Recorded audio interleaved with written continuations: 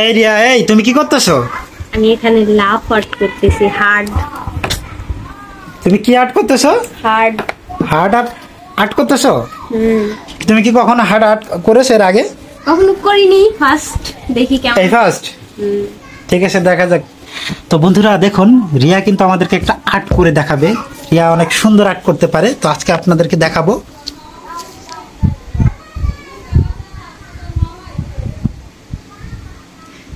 তুমি এটা কি আঁকাতেছো?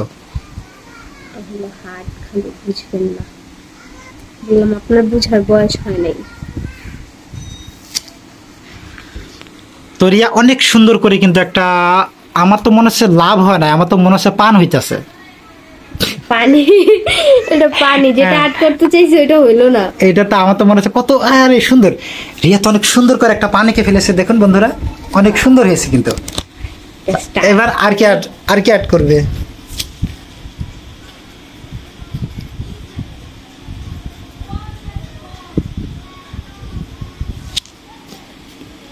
কলমটার কালি বেশি বাইরে হয়ে যায়।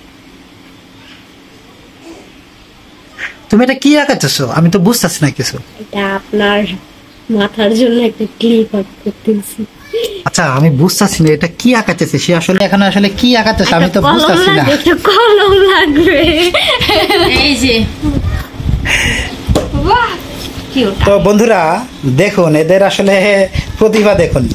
আমি হ্যাঁ, এদের প্রতিভা দেখুন, একজন লাভ আঁকতেছে, একজন পা এঁকে থুইছে। আর দেখি আমি হাতে নীল পালিশ দিয়েছি। আর উনি আছে হাতে কি করেছে দেখুন, মানে উনি কি করেছে, এই যে উনি কি করেছে, মানে আট কলম দিয়ে হাতে নেল পালিশ বানিয়ে ফেলেছে। আরে বুদ্ধি আসলে। আর রাত্রে তোমাদের ঘুম হয়? হ্যাঁ, হবে না কেন, দিব্যি ঘুম হয়। তুমি আবার কি আঁকাইতেছো এটা? এটা আমার নামের অক্ষর। এটা দিয়ে কি করতেছো? এটাকে সাজাচ্ছি। না, সাজানো হচ্ছে।